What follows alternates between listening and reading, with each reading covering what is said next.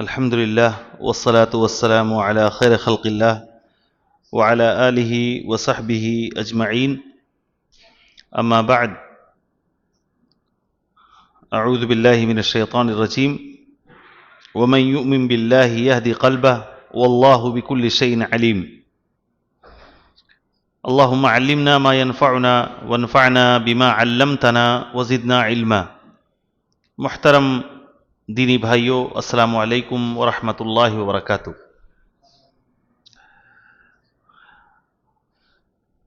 کتاب التوحید کے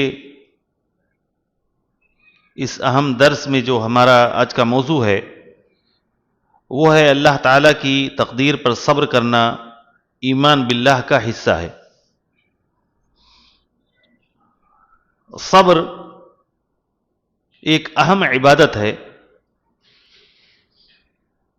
بلکہ بعض علماء کا کہنا ہے کہ صبر انسان کی زندگی میں وہی اہمیت رکھتا ہے جو انسان کے سر کو حاصل ہے. ہمارے جسم میں سر کی جو اہمیت ہے وہی حیثیت دین میں صبر کی ہے. صبر کس کو کہتے ہیں؟ عربی میں صبر کا معنی ہے رک جانا، الحبس، اور شریعت کی اصطلاح میں صبر کہتے ہیں کہ اللہ تعالیٰ کے مأمورات پر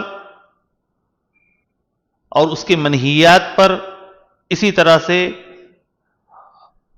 اس کے کیے ہوئے فیصلوں پر انسان صبر کرے، اسی کا نام ہے صبر. یعنی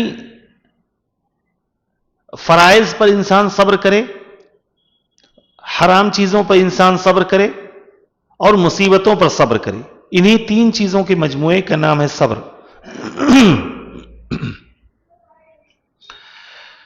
دراصل اس دنیا میں ہماری زندگی صبر ہی کا نام ہے. اسی وجہ سے کل قیامت کے دن فرشتے جنتیوں سے کہیں گے سلام علیکم بما صبرتم فنعم عقبی الدار.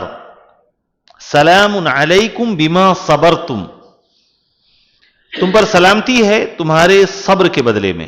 یعنی انسان کی پوری زندگی کو اس آیت میں صبر سے تعبیر کیا گیا ہے کہ آپ دنیا میں جب تک ہیں، اگر ایمان پر ہیں، صحیح راستے پر ہیں، تو آپ کی پوری زندگی صبر ہی کا نام ہے. اسی لیے فرشتے وہاں کہیں گے سلام علیکم بما صبرتم. یہ نہیں کہیں گے کہ سلام علیکم بما صلیتم یا سلام علیکم بما صمتم، تم پر سلامتی ہے کیونکہ دنیا میں تم نے نمازیں پڑھی تھیں یا روزہ رکھا تھا یا حج کیا تھا. نہیں، وہ کہیں گے سلام علیکم بما صبرتم، تم پر سلامتی ہے اے جنتیوں کیونکہ تم نے دنیا میں صبر کیا تھا ہر چیز پر. ایسے ہی دوسری جگہ پر انی جزیتہم الیوم بما صبروا، اللہ رب العالمین فرمائے گا کہ آج میں نے اپنے بندوں کو یہ جنت کی شکل میں جو بدلہ دیا ہے، یہ بدلہ کیوں دیا ہے؟ ان کے صبر کے بدلے میں. یعنی پوری زندگی صبر کا نام ہے. اسی لیے علماء نے صبر کی تین قسمیں کی ہیں کہ تین چیزوں کے مجموعے کا نام ہے صبر. سب سے پہلی چیز یہ ہے کہ انسان اللہ تعالی کے فرائض اور مستحبات پر صبر کرے. یعنی جو بھی چیزیں ہمارے اوپر فرض ہیں، جن کا کرنا ہمارے اوپر دین میں فرض ہے، یا جو ہمارے لیے مستحب ہیں، اس پر انسان صبر کرے. فرائض پر عمل کرنے کے لیے صبر کی ضرورت ہے کہ نہیں ہے؟ ہم نماز پڑھتے ہیں فجر کے وقت، اپنے بزنس اور کاروبار کے وقت جب پیک پر ہوتا ہے، سب کچھ چھوڑ چھاڑ کے ہم مؤذن کے بلاوے پر، اللہ تعالیٰ کے بلاوے پر مسجد آتے ہیں، اپنے دنیاوی کاموں کو پسے پشت ڈال کر. صبر کی ضرورت ہوتی ہے. نیند کو سائیڈ میں بھگا کر ہم مؤذن کے بلاوے پر مسجد میں آ کے اللہ رب العالمین کے سامنے کھڑے ہو جاتے ہیں. نیند آ رہی ہوتی ہے، انسان میٹھی نیند لے رہا ہوتا ہے، اسی وقت مؤذن آواز دیتا ہے آؤ نماز کی طرف، آؤ کامیابی کی طرف. نیند جو ہے اس کے مقابلے میں نماز بہتر ہے، نماز نیند سے بہتر ہے، اور ہم اپنی اس آرام کو، اس آسائش کو قربان کر کے مسجد میں آتے ہیں تو صبر کی ضرورت ہے، بلکہ بہت بڑے صبر کی ضرورت ہے۔ اسی طریقے سے حرام چیزوں پہ صبر کرنا، حرام چیزوں میں اللہ تعالیٰ نے بڑی کشش رکھی ہے۔ جو بھی حرام چیزیں ہیں، چاہے وہ حرام کمائی ہو، حرام کھانے کی چیزیں ہوں، حرام پینے کی چیزیں ہوں، یا حرام کرنے کی چیزیں ہوں، تمام چیزوں میں جو ہے بڑی کشش ہے، اور وہ انسان کو قدم قدم پر برائی کے لیے اٹریکٹ کرتی ہے، اپنی طرف کھینچتی ہے۔ ایسے موقع پر انسان کو بہت زیادہ صبر کی ضرورت ہوتی ہے، یعنی اپنے آپ کو روکے، اس طرف قدم بڑھنے سے اپنے آپ کو منع کرے، اس کے لیے بہت زیادہ صبر کی ضرورت ہوتی ہے۔ اور صبر کی تیسری قسم ہے مصیبتوں پہ صبر، جس کا ذکر یہاں اس باب میں جو ہے مصنف رحمہ اللہ نے، شیخ الاسلام محمد بن عبد الوہاب نے ذکر کیا ہے۔ مصیبتوں پہ صبر، اللہ کے فیصلوں پہ صبر۔ جو بھی دنیا میں ہمارے اوپر مشکلات آتی ہیں، مصیبتیں آتی ہیں، ہمارے مال میں، اولاد میں، ہمارے جسم میں، ہمارے رشتہ داروں میں، اہل و عیال میں، جو بھی مصیبتیں آتی ہیں اس پر انسان صبر کرے۔ اور یہ صبر کس طریقے سے ہوگا؟ صبر تین چیزوں سے ہوگا: زبان سے، دل سے، اور اپنے باڈی پارٹ سے، اعضاء و جوارح سے۔ زبان سے صبر کیا ہے؟ زبان سے صبر یہ ہے کہ آپ اپنی زبان پر حرف شکایت نہ لائیں، شکایت نہ کریں کہ ہمارے اوپر یہ مصیبت کیوں آئی، ہمیں ہی کیوں اس تکلیف سے دوچار ہونا پڑا۔ زبان سے شکایت نہ کریں۔ دل سے صبر کیا ہے؟ دل سے صبر یہ ہے کہ اللہ تعالی کے فیصلے پر انسان کیا رہے؟ راضی رہے، ناراض نہ ہو۔ اللہ کے فیصلے پر انسان ناراض نہ ہو۔ اور اعضاء و جوارح سے صبر یہ ہے کہ اپنے باڈی پارٹ سے، اپنے اعضاء و جوارح سے کوئی بھی ایسا کام، کوئی بھی ایسی حرکت نہ کرے جو اللہ رب العالمین کے لیے ناراضگی کا سبب ہو۔ جیسے آگے باب میں آئے گا، کسی کی موت پر، وفات پر انسان گال پیٹے، کپڑے پھاڑے، یا نوحہ خوانی کرے، یا اس طرح کی حرکتیں کرے، یہ تمام چیزیں جو ہے وہ صبر کے خلاف ہیں۔ تو صبر دینی بھائیوں یہ ہماری پوری زندگی کو گھیرے ہوئے ہے، اور ہم قبر میں جاتے وقت تک، قبر میں پہنچنے وقت تک پوری زندگی صبر ہی پر گزارتے ہیں۔ اگر صبر نہیں ہے تو انسان اللہ رب العالمین کے احکامات پر عمل نہیں کر سکتا ہے، اس کے فرمودات پہ عمل نہیں کر سکتا ہے، اس کی منہیات سے بچ نہیں سکتا ہے۔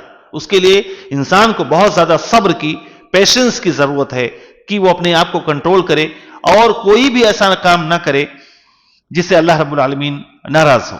ایک اہم چیز اور جان لیں دینی بھائیوں،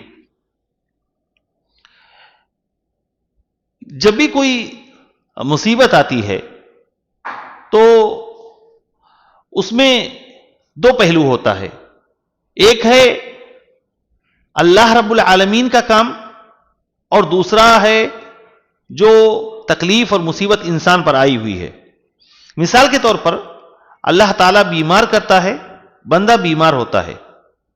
بیماری انسان کے لیے تکلیف دہ ہوتی ہے، انسان تکلیف میں، دکھ میں، پریشانی میں مبتلا ہوتا ہے۔ یہ جو بیماری ہے، بیماری پہ انسان صبر کرے، لیکن جو ہمارا رب ہمیں بیمار کرتا ہے، یہ جو بیمار کرنے کا عمل ہے، اس پر بندے کو راضی ہونا چاہیے۔ سمجھ رہے ہیں نا؟ دیکھیے، ایک ہے صبر، ایک ہے رضا، اور تیسرا ہے شکر۔ یہ تینوں چیزیں جان لیں، صبر اور رضا یعنی خوش ہونا، راضی ہونا، دل میں حرف شکایت ذرہ برابر نہ آئے، انسان پورے طور پر سیٹسفائیڈ رہے، مطمئن رہے، ذرہ برابر بھی اس کے خلاف، اس عمل کے خلاف اس کے دل میں کوئی ناراضگی نہ ہو۔ اور تیسرا درجہ، یہ ہائیسٹ درجہ ہے شکر کا۔ جب مصیبت آتی ہے تو انسان کے تین کیٹیگریز ہوتی ہیں۔ ایک وہ ہوتے ہیں جو صبر کرتے ہیں، یہ لیسٹ درجہ ہے، یہ کم سے کم درجہ ہے، یعنی اپنی زبان سے، اپنے دل سے، اپنے اعضاء و جوارح سے آپ کسی بھی ناراضگی کا اظہار نہ کریں، کوئی بھی ایسا کام نہ کریں جس سے رب العالمین ناراض ہو۔ اور یاد رکھیں، صبر ہر انسان کرتا ہے، مومن بھی کرتا ہے، کافر بھی کرتا ہے، مشرک بھی کرتا ہے، فاسق بھی کرتا ہے، دہریہ بھی کرتا ہے، لیکن اس صبر کی اہمیت نہیں ہے۔ ایک ہے مصیبت کے آتے ہی انسان صبر کرے، اور ایک یہ ہے کہ جزا فضا کرنے کے بعد، رونے دھونے شکایت کرنے کے بعد آخر میں صبر کرے۔ اور آدمی صبر کرے گا نہیں تو کیا کرے گا؟ اللہ کے فیصلے پر وہ کچھ تو کر نہیں سکتا ہے، اللہ رب العالمین کے فیصلے کو بدل تو نہیں سکتا، مصیبت کو ٹال نہیں سکتا، جو بھی آفت ہے، ڈراٹ ہے، قحط سالی ہے، بیماری ہے، وبائیں ہیں، بزنس میں لاس اور نقصان ہے، یہ تو ہمارے آپ کے ہاتھ میں ہے نہیں، یہ تو آ کے رہے گا۔ اب ایک مومن اول لمحے ہی میں جیسے ہی مصیبت آتی ہے فوری طور پر وہ محسوس کرتا ہے یہ میرے رب کی طرف سے ہے، اور میرے رب کی طرف سے ہے تو میں اس پہ راضی ہوں۔ تو پہلا درجہ یہ ہے کہ انسان صبر کرے، یعنی دل میں اس کے خلاف تکلیف محسوس ہو، لیکن زبان سے، دل سے اور اپنے اعضاء و جوارح سے اس کے خلاف کوئی کام نہ کرے، یہ کم تر درجہ ہے، اسی کا نام ہے صبر۔ دوسرا درجہ اس سے بڑھ کر ہے رضا کا، آپ اللہ کے فیصلے پر اتنا مطمئن ہو اور تقدیر پر آپ کا ایمان اتنا مضبوط ہو کہ آپ اللہ رب العالمین کے ہر فیصلے پر راضی برضا رہیں، آپ خوش رہیں، مطمئن رہیں، آپ کے دل میں کوئی خلش بھی نہ پائی جائے، آپ کے دل میں کوئی دکھ اور رنج بھی نہ پایا جائے، یہ صبر سے اوپر درجہ ہے رضا مندی کا۔ آپ راضی ہیں، میرے رب کا ہے، میرے مالک کا ہے، اس کا ہر فیصلہ جو ہے وہ حکمت سے خالی نہیں ہے، اس کے پیچھے کوئی سبب ہے، کوئی ریزن ہے، اور اس کے بے شمار فوائد ہیں جیسے کہ آگے آئے گا۔ تو جب مومن یہ محسوس کرتا ہے تو وہ فوراً اللہ رب العالمین کے فیصلے پر اور اس تقدیر پر جو ہے رضامندی کا اظہار کرتا ہے۔ اس سے اونچا درجہ ہے شکر کا، مصیبت میں بھی انسان شکر کرے، اللہ تیرا شکر ہے، یہ بہت اعلیٰ درجے کے ایمان والوں کا یہ مقام ہوتا ہے جو اس درجے تک پہنچ پاتے ہیں کہ مصیبت میں بھی اللہ کا شکر ادا کرے۔ اور ہر مصیبت میں شکر کا پہلو موجود ہوتا ہے، مصیبت کتنی بھی بڑی کیوں نہ ہو لیکن انسان کے لیے اس میں شکر کا پہلو رہتا ہے۔ ایکسیڈنٹ ہوا، پیر ٹوٹ گئے، انسان اللہ کا شکر ادا کر رہا ہے، اللہ تیرا شکر ہے، صرف پیر ہی ٹوٹا، ایک ہی پیر ٹوٹا یا دونوں پیر ٹوٹے، جان بھی جا سکتی تھی، ہمیشہ کے لیے معذور ہو سکتا تھا، آنکھ کی روشنی جا سکتی تھی، میں کوما میں جا سکتا تھا، کچھ بھی ہو سکتا تھا۔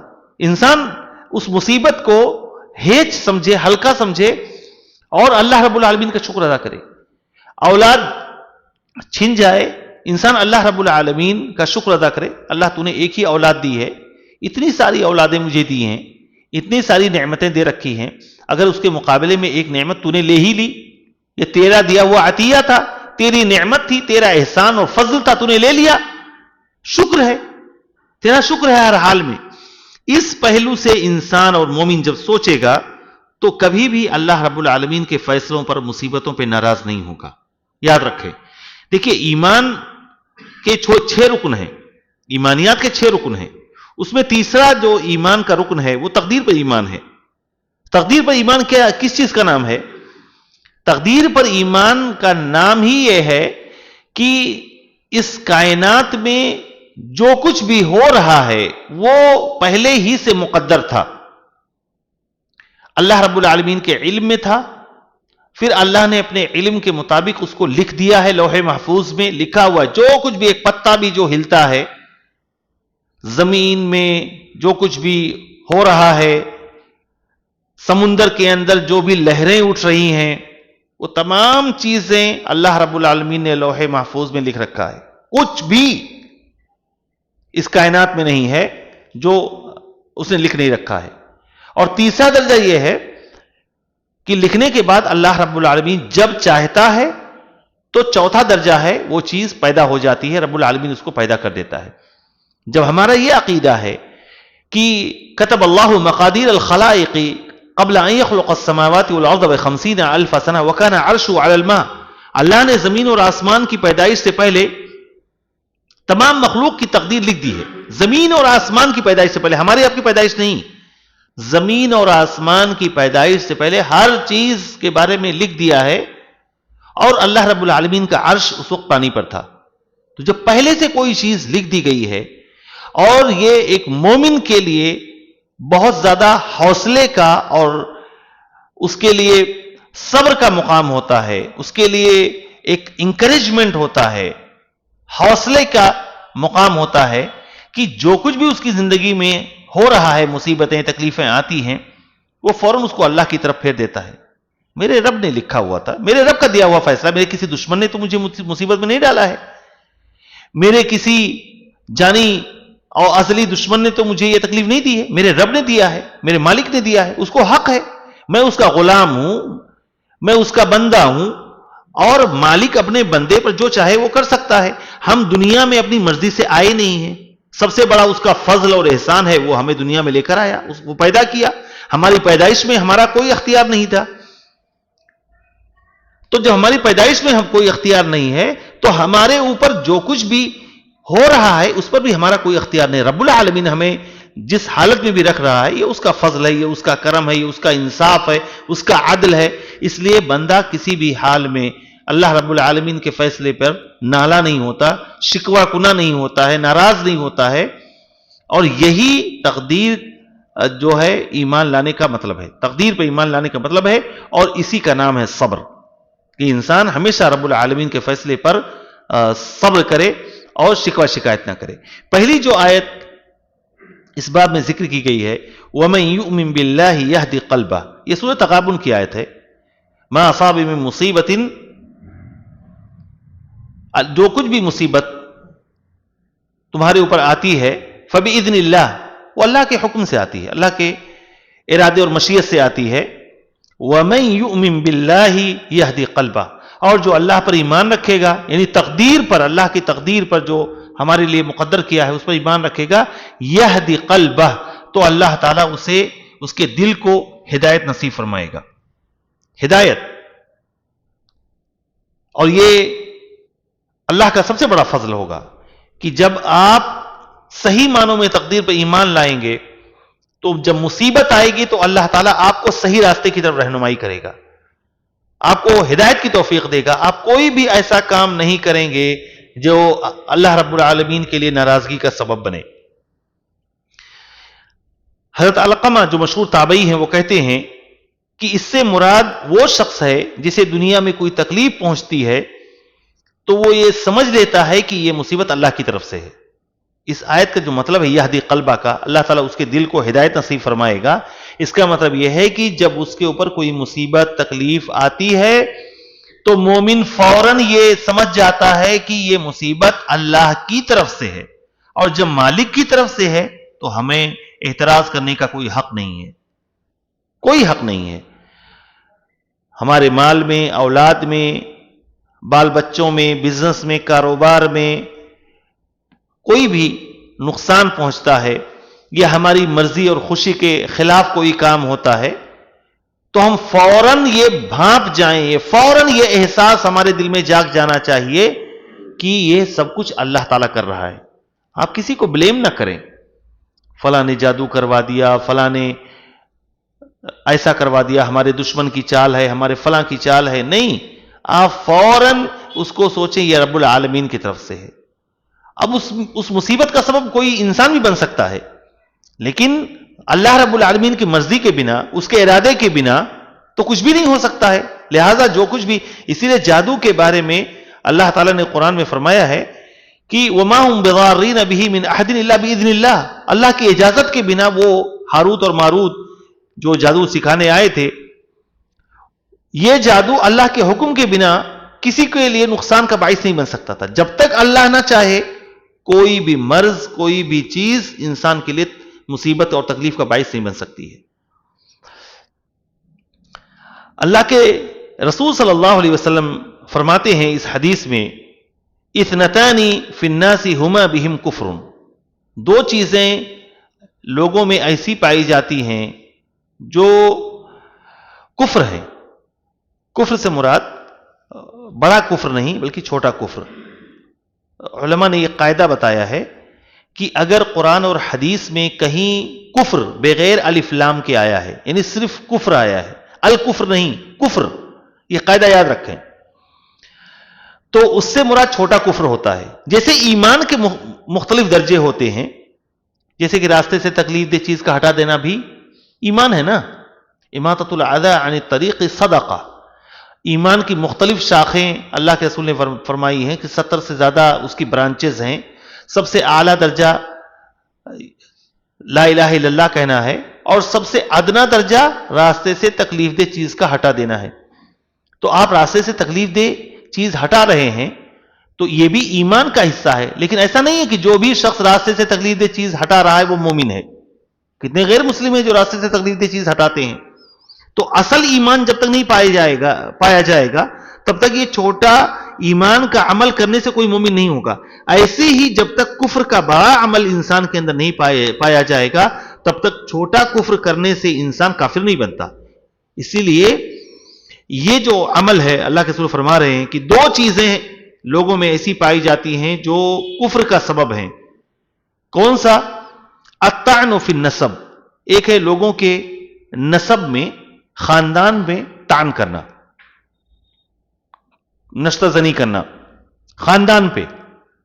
ایک تو یہ بھی ہو سکتا ہے کہ انسان کسی کو کہے کہ تم فلاں خاندان کے ہو ہی نہیں، جس خاندان کی طرف تم کہہ رہے ہو کہ میں فلاں خاندان کا ہوں تم اس خاندان کے ہو ہی نہیں، یعنی انسان کے نسب پر انسان ڈاؤٹ کرے.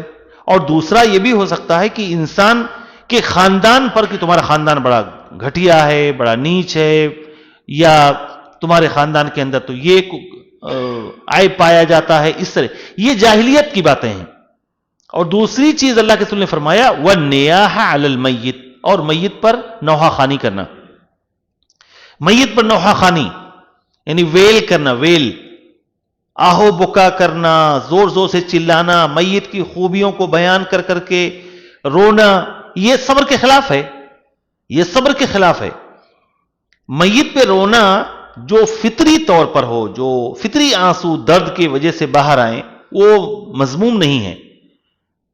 لیکن انسان اپنی زبان کا، اپنے اعضاء و جوارح کا استعمال کرے اور گلا پھاڑے، کپڑے پھاڑے، بال نوچے، زور زور سے چلائے، میت کے اندر وہ خوبیاں بیان کریں جو میت کے اندر ہیں نہیں، یہ تمام چیزیں جاہلیت کے رسموں میں سے ہے.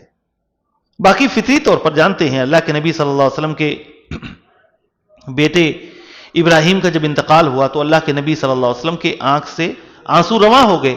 صحابہ نے کہا اللہ کے نبی یہ کیا ہے؟ تو اللہ کے نبی صلی اللہ علیہ وسلم نے فرمایا کہ یہ جو ہے اللہ کی طرف سے رحمت ہے. اللہ کے نبی صلی اللہ علیہ وسلم کے ایک نواسی، اللہ کے نبی کی بیٹی، ان کی جانکنی کا وقت تھا. اللہ کے نبی کو بلوایا گیا. اللہ کے نبی آئے اور دیکھا کہ اس بچے کی جان نکل رہی ہے، ایک دم حلق میں، سخت تکلیف کے عالم میں ہے. اللہ کے نبی اس حالت کو دیکھ کر جو ہے فوراً رو پڑے. صحابہ نے فوراً کہا اللہ کے نبی آپ نے تو رونے سے منع کیا ہے. کہا نہیں، یہ رحمت کے آنسو ہیں اور یہ وہ آنسو ہے جس پر اللہ رب العالمین رحم کرتا ہے. الراحمون یرحمہم الرحمن. دنیا میں جو لوگوں پر رحم کرتے ہیں ان پر آسمان والا بھی رحم کرتا ہے. تو یہ رحمت کے آنسو ہیں. کسی کی تکلیف کو دیکھ کر انسان کے آنسو چھلک پڑیں، انسان کا دل بھر آئے. اور تھوڑی بہت چیز اگر میت کے تعلق سے انسان بیان بھی کرتا ہے تو بھی کوئی حرج کی بات نہیں ہے، لیکن وہ آہو بکا کے طور پر نہ ہو. جیسے اللہ کے نبی صلی اللہ علیہ وسلم کے انتقال پر آپ کی بیٹی فاطمہ نے فرمایا کہ ہائے ابا جان، آپ نے اللہ تعالیٰ کے بلاوے پر لبیک کہا، ہائے ابا جان، جنت الفردوس آپ کا ٹھکانہ ہے. تو اس طرح کی بات اگر سچی ہے اور انسان بیان کر رہا ہے میت کے تعلق سے تو اس میں کوئی حرج نہیں علماء نے کہا ہے. لیکن اس طرح کے الفاظ استعمال کرنا، جیسے مثال کے طور پر گھر کا کوئی کمانے والا تھا، وہ انتقال کر گیا، اب کوئی رونے میں یہ بات بیان کرے کہ اب تمہارے بعد ہمارا کیا ہوگا، تم ہی تو تھے جو گھر کے اکیلے کمانے والے تھے، اب تمہارے بعد ہمارا کیا حال ہوگا، تم نے سوچا نہیں کیوں چلے گئے، اتنی جلدی کیا مچی تھی. سبحان اللہ، اس طرح کی باتیں ایسے لگتا ہے کہ موت ان کے اختیار میں تھا، وہ خود جو ہے موت کو بلا کے یہاں سے چلے گئے ہیں. اس طرح کے جملے مناسب نہیں ہیں. باقی اگر میت کے تعلق سے مثال کے طور پہ ایک شخص نمازی ہے، اللہ والا ہے، اور کوئی شخص بیان کرتا ہے کہ ہاں فلاں شخص جو ہے جو انتقال کیے ہیں وہ اللہ کے فضل سے نیک تھے، دیندار تھے، نمازی تھے، اللہ سے ڈرنے والے تھے، تو اس میں کوئی حرج کی بات نہیں ہے. حرج وہ ہے جب جو ہے میت کے تعلق سے ایسے الفاظ استعمال کیے جائیں جو اللہ تعالیٰ کے لیے ناراضگی کا سبب بنے. تو النیاح علی المیت، میت پر نوحہ خوانی کرنا، رونا اور آہو بکا کرنا، بلکہ جاہلیت کے زمانے میں باقاعدہ رونے والیاں ہائر کی جاتی تھی، ان کو بلایا جاتا تھا کہ وہ روئیں. تو یہ تمام چیزیں جو ہے جاہلیت کے رسم ہے اور اللہ کے فیصلے پر ناراضگی کا سبب ہے، اللہ کے فیصلے پر غصہ ہونا ہے. تو یہ کفر کا سبب ہے، یعنی یہ چھوٹا کفر ہے، اور اگر انسان بہت زیادہ چھوٹے کفر میں مبتلا ہوتا ہے تو دھیرے دھیرے بڑے کفر میں مبتلا ہو جاتا ہے. اس کے بعد جو حدیث ہے عبداللہ بن مسعود رضی اللہ تعالی عنہ کی، کہتے ہیں لیس منا من ضرب الخدود، وہ شخص ہم میں سے نہیں ہے، یعنی وہ صحیح راستے پر نہیں ہے. ایسا نہیں کہ وہ مسلمان نہیں ہے، بلکہ وہ صحیح راستے پر، صحیح طریقے پر نہیں ہے. من ضرب الخدود، جو گال کو پیٹے، وشق الجیوب، اور اپنے کپڑے پھاڑے، ودعا بدعوى الجاہلیہ، اور جاہلیت کی پکار پکارے. جاہلیت کے زمانے میں، کیونکہ یہ اسی زمانے میں بہت زیادہ استعمال ہوتا تھا. جاہلیت کے زمانے میں آہو بکا بہت زیادہ کیا جاتا تھا، نقلی رونے والیاں بلائی جاتی تھیں، جھوٹے اوصاف بیان کر کے میت کے تعلق سے لوگوں کو ایموشنل کیا جاتا تھا. تو یہ چیزیں خاص طور سے گھر کے مردوں کو، یا جو سمجھدار دیندار قسم کے لوگ ہیں، انہیں اپنے گھر کی عورتوں کو جو زیادہ جذباتی ہوتی، ایموشنل ہوتی ہیں، انہیں اپنی زندگی میں سمجھانا چاہیے. کیونکہ اللہ کے رسول نے فرمایا ہے کہ ان المیت لیعذب ببکاء اہلہ علیہ، میت کو جو اس کے پیچھے زندہ لوگ ہیں ان کے رونے کی وجہ سے قبر میں عذاب ہوتا ہے، قبر میں عذاب ہوتا ہے. لیکن یہ عذاب کب ہوتا ہے؟ جب ہم اور آپ زندہ ہیں، کسی کا ہمارے گھر میں انتقال ہوا، ہمارے گھر کی عورتیں جو ہے نوحہ خوانی کر رہی ہیں، زور زور سے چلا رہی ہیں، بال بکھیرے ہوئے، کپڑے پھاڑ رہی ہیں، گال پیٹ رہی ہیں. تمام یہ محرم کام، حرام کام ہم اپنی آنکھوں کے سامنے اپنی زندگی میں دیکھ رہے ہیں، اور ہم نے کبھی نہیں ٹوکا. ہمیں معلوم ہے کہ میں بھی جاؤں گا تو میرے ساتھ بھی یہی کچھ ہونے والا ہے. تو گویا کہ جو کچھ ہونے والا ہے میں خود اس کا حصہ ہوں، میں اس میں انوالوڈ ہوں، اور جب میں اس میں ملوث رہوں گا تو گویا کہ مجھے میرے کرتوت کا بدلہ قبر میں ملے گا. میرے مرنے کے بعد اگر میرے گھر والے نوحہ خوانی کریں گے، روئیں گے، چیخیں گے، چلائیں گے، تو اس کا عذاب مجھے قبر میں ملے گا. اس لیے اپنی زندگی میں گھر کے مردوں کا کام ہے، ان کی ذمہ داری ہے کہ اگر اس طرح کی کوئی مصیبت آئے تو ہم اپنے ماں کو، بہنوں کو، بیوی کو، قریب ترین جو لوگ ہیں اپنی زندگی میں یہ صبر کی تلقین کریں، انہیں وہ جو ہے صبر پر آمادہ کریں، صبر کا ثواب اور اجر بتائیں. اللہ رب العالمین کے ہاں صبر کرنے والوں کا کیا بدلہ ہے، انما یوفی الصابرون اجرهم بغیر حساب. اللہ تعالیٰ صبر کرنے والوں کو بے حساب اجر دے گا، بے حساب. تو یہ فوائد انسان کو بتائیں. اب اس کے مرنے کے بعد اگر گھر والے کوئی نوحہ خوانی کرتے ہیں تو پھر آپ کو قبر میں، ہمیں قبر میں انشاءاللہ کوئی بھی اس کا گناہ نہیں ملے گا. لیکن اپنی زندگی میں ہم نے اس کو اپروو کیا ہے، اپریشیٹ کیا ہے، ہمارے سامنے سب کچھ ہوتا رہا اور ہم کبھی اپنی خاموشی کو نہیں توڑ پائے، ہم کبھی ٹوکے نہیں، تو ہمارے مرنے کے بعد بھی جو یہ نوحہ خوانی ہوگی، آہو فغاں ہوگا، اس کا خمیازہ ہمیں قبر میں بھگتنا پڑے گا. رب العالمین ہم سب کو عذاب قبر سے محفوظ رکھے. اس کے بعد دیکھیں دینی بھائیوں، انس رضی اللہ تعالی عنہ فرماتے ہیں کہ اللہ کے رسول صلی اللہ علیہ وسلم نے فرمایا اذا اراد اللہ بعبدہ الخیر عجل له العقوبۃ فی الدنیا، اللہ تعالیٰ جب بندے کے ساتھ خیر کا ارادہ کرتا ہے، بھلائی کا ارادہ کرتا ہے، تو دنیا ہی میں اس کو سزا دے دیتا ہے. وَإِذَا أَرَادَ بِعَبْدِهِ الشَّرَّ أَمْسَكَ عَنْهُ بِذَنبِهِ، اور جب انسان کے ساتھ، بندے کے ساتھ اللہ برائی کا ارادہ کرتا ہے تو اسے دنیا میں اس کے گناہوں کی سزا نہیں ملتی ہے. حَتَّى يُوَافِيَ بِهِ يَوْمَ الْقِيَامَةِ، یہاں تک کہ قیامت کے دن اس کو پورا پورا بدلہ دیا جائے گا. دیکھیں یہ صبر کا فائدہ، مصیبتیں آنے کا فائدہ اس حدیث میں بیان کیا گیا ہے. دینی بھائیوں، ہمارے جو گناہ ہیں وہ مختلف طریقوں سے اللہ تعالیٰ اس کو مٹاتا ہے. ہم جو گناہ اور غلطیاں کرتے ہیں صبح سے لے کر شام تک، اور بے شمار ہم سے غلطیاں اور گناہ ہوتے ہیں، یہ گناہ مختلف طریقوں سے مٹتے ہیں اور مختلف جگہوں پر مٹتے ہیں. کہاں کہاں مٹتے ہیں؟ دنیا میں یہ گناہ مٹتے ہیں، قبر میں بھی یہ گناہ مٹتے ہیں، اور میدان محشر میں بھی گناہ مٹیں گے. یاد رکھیں، دنیا میں بھی، قبر میں، اور میدان محشر میں. کیسے کیسے مٹتے ہیں؟ کن اسباب سے ہمارے گناہ مٹتے ہیں؟ وہ اسباب کیا ہیں؟ سب سے بڑا سبب توحید ہے. توحید سب سے بڑا سبب ہے گناہوں کے مٹنے کا. یاد رکھیں، توحید نہیں ہے تو کوئی بھی نیکی فائدہ نہیں دے گی، کوئی بھی نیکی فائدہ نہیں دے گی. اور توحید انسان کے بڑے بڑے گناہوں کو مٹانے کا سبب ہے. دوسرا، توبہ کے ذریعے سے اللہ گناہ مٹاتا ہے. تیسرا، استغفار کے ذریعے سے استغفر اللہ انسان کہے، اس کے ذریعے سے مٹاتا ہے. مصیبتوں کے ذریعے سے اللہ تعالیٰ گناہوں کو مٹاتا ہے. تکالیف کے ذریعے سے صبر کر، لیکن صبر کرے گا تب. ایسا نہیں کہ مصیبت آئی اور گناہ آٹومیٹک مٹ گیا. مصیبت آئی، انسان نے صبر کیا تو اللہ تعالیٰ اس کے گناہوں کو مٹاتا ہے.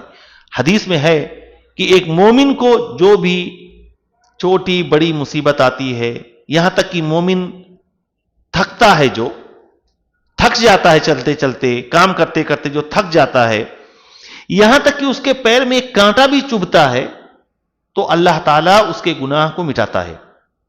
اور جو بھی انسان کے اوپر مصیبت آتی ہے، اسے بھی یاد رکھنا چاہیے، وَمَا أَصَابَكُم مِّن مُّصِيبَةٍ فَبِمَا كَسَبَتْ أَيْدِيكُمْ. ہمارے اوپر جو بھی مصیبت آتی ہے ہمارے کرتوت کی وجہ سے آتی ہے، ہمارے گناہوں کی وجہ سے آتی ہے. یہ رب العالمین کی بنائی ہوئی دنیا ہے، کائنات ہے، یہاں پر اللہ کا حکم چلتا ہے. جب ہم اس کے حکم کے خلاف کچھ کریں گے تو سزا ملے گی. اب یہ سزا مومن کے لیے جو ہے اس کے گناہوں کے مٹنے اور درجات کو بلند کرنے کا سبب ہے. اور مومن کے اوپر مصیبت آنی اس بات کی علامت ہے کہ اللہ اسے راضی ہے. اللہ راضی ہے. یاد رکھیں، اللہ سے بے شک عافیت مانگیں. اللہم انی اسألک العفو والعافیت فی الدنیا والآخرہ. صبح و شام کے دعاؤں میں یہ بات سکھائے، اللہ سے عافیت مانگیں، اللہ مصیبتوں سے محفوظ رکھے. لیکن مصیبت آنا یہ اس بات کی علامت نہیں کہ اللہ آپ سے ناراض ہے، بلکہ مصیبت نہ آنا بعض دفعہ اس بات کی علامت ہوتی ہے کہ اللہ تعالیٰ ناراض ہے. اسی لیے سلف صالحین کے ہاں یہ بات آتی ہے کہ وہ جب مصیبت اور تکلیف کوئی نہیں آتی تھی تو وہ ڈر جاتے تھے کہ ایسا تو نہیں کہ اللہ تعالیٰ ہم سے ناراض ہے، کیونکہ مصیبتیں انسان کے درجات کو بلند کرتی ہیں، اس کی گناہوں کے لیے کفارہ کا سبب بنتی ہیں. بعض ایسے مومن ہوتے ہیں دنیا میں مصیبت نہیں آئی، قبر میں اللہ تعالیٰ تکلیف دے کر، عذاب دے کر پاک صاف کر دیتا ہے، یہاں تک کہ جب میدان محشر میں اٹھے گا تو وہاں اس کے اوپر کوئی گناہ نہیں ہوگا، بالکل پاک صاف. رب العالمین کا فضل دیکھیں، اپنے مومن بندوں کے ساتھ کتنا بڑا رحیم ہے. قبر میں تکلیف دے کے میدان محشر میں اٹھائے گا، کوئی گناہ نہیں ہوگا. کچھ ایسے ہوں گے جن کے اوپر گناہ باقی ہوگا، میدان محشر میں، وہاں کی سختی میں، وہاں کی تکلیف میں، وہاں کی دھوپ میں، گرمی میں، پسینے میں اللہ تعالیٰ جھلسا کے، تکلیف دے کے میدان محشر ہی میں پاک کر کے جنت میں داخل کر دے گا. تو یہ 3 جگہوں پہ گناہ مٹتے ہیں. اور دنیا میں یہ جو گناہ مٹتے ہیں اس میں ایک بہت بڑا سبب جو ہے یہ ہے کہ انسان کے اوپر کوئی مصیبت آئے. مصیبت آتی ہے، اللہ کے نبی صلی اللہ علیہ وسلم نے اسی لیے فرمایا ہے کہ بخار کو گالی مت دو، بخار کو برا بھلا مت کہو. کیونکہ بخار سے انسان کے گناہ ویسے ہی جھڑ جاتے ہیں، ویسے ہی صاف ہو جاتے ہیں جیسے کہ لوہار کی بھٹی میں سونا یا چاندی یا لوہا تپانے کے بعد میل کچیل صاف ہو جاتا ہے، بالکل بخار سے۔ کتنے ایسے لوگوں کو دیکھو گے اللہ کے نیک بندے ہیں لیکن ہمیشہ تکلیف میں رہتے ہیں، مصیبت میں رہتے ہیں، بیماری میں مبتلا ہیں، گھر میں تکلیف ہے، بیوی بیمار ہے، بچے بیمار رہتے ہیں، ہمیشہ تکلیف میں رہتے ہیں۔ اور کتنے بڑے بڑے فاسق و فاجر لوگ ہیں، وہ کہتے ہیں کہ مجھے یاد ہی نہیں ہے کبھی مجھے زکام ہوا ہو، مجھے یاد نہیں آتا کہ مجھے کبھی بخار ہوا ہو، اور اس کو وہ اللہ کی رضامندی کی طرف اور اللہ رب العالمین کی خوشی پر محمول کرتے ہیں کہ اللہ ناراض نہیں ہے بلکہ خوش ہے ہم سے، اگر خوش نہ ہوتا تو میرے اوپر کیوں اتنا فضل کرتا، اور ہمارے اوپر مصیبت جو نہیں آ رہی ہے یہ اللہ کی خوشی کا اور اس کی رضامندی کا نتیجہ ہے کہ میرے اوپر کوئی مصیبت نہیں آئی ہے۔ ایسی بات ہرگز نہیں ہے۔ ان عظم الجزاء مع عظم البلاء، مصیبت جتنی بڑی ہوگی جو ہے اجر اور ثواب بھی اتنا ہی بڑا ہوگا۔ تو اللہ تعالیٰ جب بندے کے ساتھ خیر کا ارادہ کرتا ہے عجل له العقوبۃ فی الدنیا، دنیا ہی میں اس کو سزا دیتا ہے، دنیا میں مصیبتوں ڈال ڈال کے اس کو بالکل گناہوں سے پاک کر دیا، اور پھر اللہ رب العالمین اپنے پاس بلاتا ہے، پھر موت دیتا ہے تاکہ اس کے اوپر کوئی سزا نہ آئے، دنیا میں تکلیف سہ لیا۔ اور جب بندے کے ساتھ شر کا ارادہ کرتا ہے امسک عنہ بذنبہ، تو اس کے گناہ کے بدلے میں جو ہے اسے چھوڑے رہتا ہے۔ اس لیے حدیث میں ہے جب کسی شخص کو دیکھو کہ گناہ کرنے کے باوجود، معصیتیں اور نافرمانیاں کرنے کے باوجود اللہ تعالیٰ اس کو وہ دیتا ہے جو وہ چاہتا ہے، اپنی مرضی کی چیزیں پا رہا ہے، مزے کر رہا ہے، تو جان جاؤ کہ اللہ کی طرف سے اس کو ڈھیل ملی ہوئی ہے، یعنی اللہ تعالیٰ اپنی رسی ڈھیلی کیے ہوئے ہے۔ یہ نہ دھوکہ کھاؤ کہ اللہ تعالیٰ اس سے بہت خوش ہے، یا کسی کی مصیبت دیکھ کر آپ سوچو کہ اللہ اسے ناراض ہے، نہیں۔ اگر مومن ہے اور اس کے اوپر مصیبت ہے تو جان جاؤ اللہ تعالیٰ اس کے ساتھ خیر کا ارادہ کیے ہوئے ہے، اور اس کے گناہوں کے لیے، اس کی معصیتوں کے لیے یہ کفارے کا سبب بن نہیں ہے، یہ مصیبتیں اور تکلیفیں۔ یہاں تک کہ جب مصیبت نہیں آئے گی تو قیامت کے دن اس شخص کو اللہ تعالیٰ پورا پورا بدلہ دے گا، یعنی پورے طور پر پکڑے گا ایک ساتھ۔ اس لیے قیامت کے دن کی رسوائی سے 1000 گنا بہتر ہے کسی دنیا میں اللہ تعالیٰ ہمیں مصیبت ڈال کے، تکلیف ڈال کر، توبہ تلہ کے ذریعے سے اللہ تعالیٰ ہمارے گناہوں کو معاف فرما دے۔ آخری جو حدیث ہے اس باب میں، اللہ کے نبی صلی اللہ علیہ وسلم نے فرمایا ان عظم الجزاء مع عظم البلاء، بلا اور مصیبت، آزمائش اور ٹیسٹ جتنا بڑا ہوگا ریوارڈ بھی اتنا ہی بڑا ہوگا۔ یو پی ایس سی وغیرہ کا جو ایگزام ہوتا ہے اس کے لیے کتنی تیاریاں ہوتی ہیں، پورا سال دن اور رات۔ جو لوگ یو پی ایس سی وغیرہ جو کوالیفائی کرتے ہیں، جو کامیاب ہوتے ہیں، آپ ان کی زندگیاں دیکھیں، وہ اپنی کامیابی کے حصول کے لیے انہوں نے کتنے جتن کیے، کتنی محنتیں کی ہیں، اس کے قصے پڑھو، حیران رہ جاؤ گے۔ تب ان کو وہ ریوارڈ ملتا ہے، فرسٹ اٹیمپٹ میں، سیکنڈ اٹیمپٹ میں، تھرڈ اٹیمپٹ میں، کتنی کوششیں کرنے کے بعد ناکام رہتے ہیں، پھر چوتھی پانچویں بار کبھی کامیاب ہوئے، کتنے ایسے لوگ ہیں۔ تو ریوارڈ جتنا بڑا ہوگا اس کے بدلے میں آزمائش بھی اتنی بڑی ہوگی۔ اسی لیے سب سے زیادہ بڑی آزمائش انبیاء کی ہوتی ہے، انبیاء کی۔ ابراہیم علیہ السلام کی زندگی دیکھیں، اللہ کے رسول صلی اللہ علیہ وسلم کی زندگی دیکھیں، اللہ کے نبی فرماتے ہیں سب سے زیادہ مجھے آزمایا گیا ہے، سب سے زیادہ۔ آپ کی ساری اولادیں آپ کی زندگی میں مر گئیں، 4 بیٹیاں ہوئیں، ان میں سے 3 بیٹیاں آپ کی زندگی میں وفات پا گئیں، صرف فاطمہ بچی تھی۔ 3 بیٹے ہوئے، وہ آپ کی زندگی میں وفات پا گئے۔ مکے میں آپ کے ساتھ کیا ہوا، طائف میں آپ کے ساتھ کیا ہوا، آپ کو ہجرت پر مجبور ہونا پڑا، کتنا مارا گیا، ستایا گیا، دکھ دیا گیا۔ جن کی خیر خواہی کے لیے دنوں رات اللہ سے دعائیں کرتے تھے وہی لوگ آپ کو پتھر مار مار کے بے ہوش کر رہے ہیں۔ اللہ کے نبی نے فرمایا سب سے زیادہ مجھے آزمایا گیا۔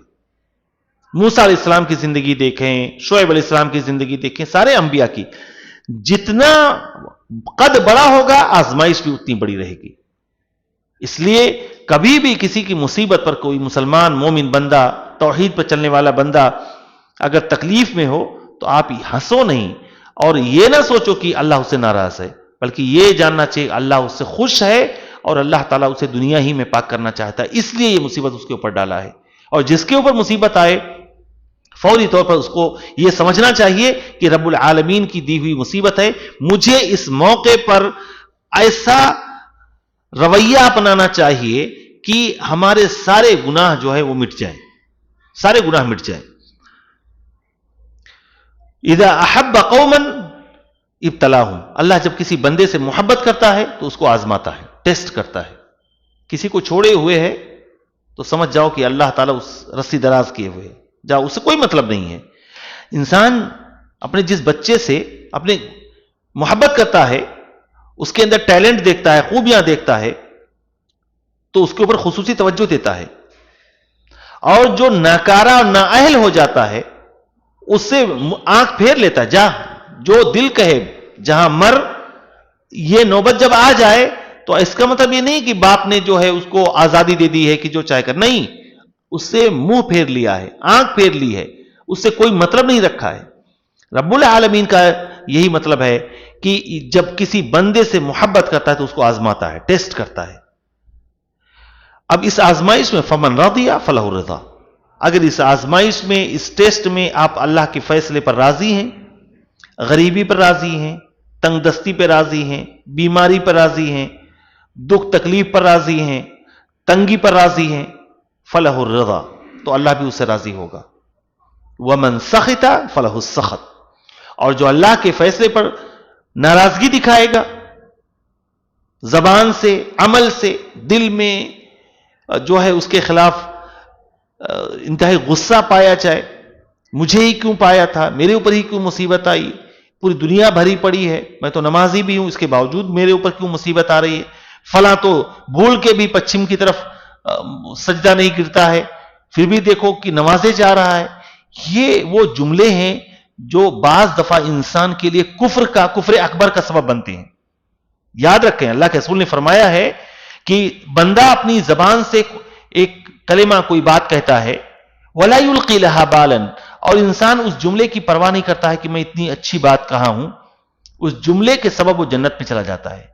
اور دوسری طرف انسان بعض دفعہ اپنی زبان سے اللہ کی ناراضگی کی کوئی بات کہہ دیتا ہے، اور وہ سوچتا نہیں کہ میں نے اتنی ناراضگی والی بات کہہ دی ہے، اس جملے کی وجہ سے وہ جہنم کے جو ہے گڈھے میں جا گرتا ہے۔ اس لیے تقدیر کے تعلق سے، صبر کے تعلق سے انسان کو بہت زیادہ چوکنا رہنا چاہیے، کبھی بھی اللہ کے کسی فیصلے پر ناراضگی کا اظہار نہ کریں، اپنے رب کے ہر فیصلے پر راضی برضا رہیں، خوش رہیں، صبر کریں، اور اس میں احتساب کریں۔ یاد رکھیں، احتساب کا مطلب یہ ہے اس مصیبت میں اللہ سے اجر کی امید رکھیں کہ میں صبر کیوں کر رہا ہوں، کیونکہ اے میرے مولا تو نے صبر کے لیے کہا ہے، تو نے صبر پر بے شمار اجر و ثواب اور بدلہ دینے کا وعدہ کیا، اس لیے میں صبر کر رہا ہوں۔ تو یہ وہ باب ہے، یہ وہ عبادت ہے جو دین میں بہت زیادہ اہمیت کا حامل ہے۔ اس لیے دینی بھائیوں، ہمیں اپنی زندگی میں صبر کو پیدا کرنے کی کوشش کرنا چاہیے۔ کسی کے اندر بے صبری پایا جائے، تھوڑا بے صبرا انسان ہے، جلد باز انسان ہے، صبر نہیں ہوتا ہے، تو اپنے اندر صبر پیدا کرنے کی کوشش کرے۔ اللہ کے رسول نے فرمایا ہے، وَمَن يَتَصَبَّرْ يُصَبِّرْهُ اللَّهُ، جو اپنے اندر صبر پیدا کرنے کی کوشش کرتا ہے، اللہ اس کے اندر صبر دے دیتا ہے۔ یہ کوالٹیز، یہ جو اوصاف ہیں، یہ جو خوبیاں ہیں، انسان اپنے اندر پیدا کرنے کی کوشش کرے۔ اللہ تعالیٰ تو ہمیں اچھے اخلاق کا خوگر بنا، لا یہدی لاحسنھا الا انت، اللہ تعالیٰ اچھے اخلاق تو ہی میرے اندر پیدا کر سکتا ہے، صبر تو ہی میرے اندر پیدا کر سکتا ہے۔ میں جلد باز ہوں، اپنی کمیوں کو انسان اللہ رب العالمین کے سامنے اعتراف کرے اور اللہ سے صبر مانگے تو صبر آ جائے گا۔ یہ اللہ کے نبی صلی اللہ علیہ وسلم کا وعدہ ہے کہ جو اللہ سے صبر مانگتا ہے، رب العالمین اس کے اندر صبر پیدا کرتا ہے۔ رب العالمین سے دعا ہے اللہ تعالی ہمارے اندر یہ خوبی، صبر والی خوبی پیدا فرمائے، اور جن مومن بندوں پر مصیبت اور تکلیف آئی ہوئی ہے، اللہ تعالیٰ تو اپنے فضل سے، اپنے احسان سے اس مصیبت کو دور فرما دے۔ جو لوگ بیمار ہیں انہیں شفاء کاملہ عاجلہ عطا فرما دے، جو لوگ پریشان حال ہیں میرے مولا تو ان کی پریشانیوں کو دور فرما دے، اور ان مصیبتوں میں صبر کرنے کی توفیق عطا فرما۔ آمین۔ وآخر دعوانا ان الحمد للہ رب العالمین۔